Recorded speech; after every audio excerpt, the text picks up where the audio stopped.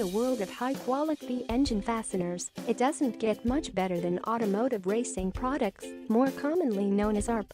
Despite having used them many times, we've never really thought about what goes into their manufacturing. Hagerty's Brandan Gillogly took a tour of ARP's Southern California facility recently and helped clarify how the company became one of the biggest names in performance engine building, namely quality and attention to detail.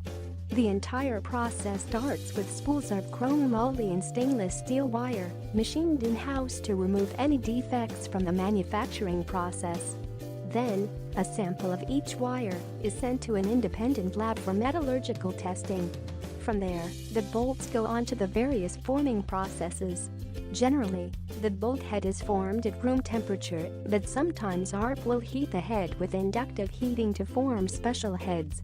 After forming headed bolt blanks and semi-machined stubs, everything is heat-treated or aged, depending on the materials used in the bolt, before the threads are formed. Once the bolt is properly treated, ARP tumbles the bolts clean and then rolls on the threads. We were curious about other aspects of the process that Hagerty might not have seen, and we found this great 3-part mini-series that takes a broader approach to the entire process and shows how the bolts get thrown into boxes without any missing pieces.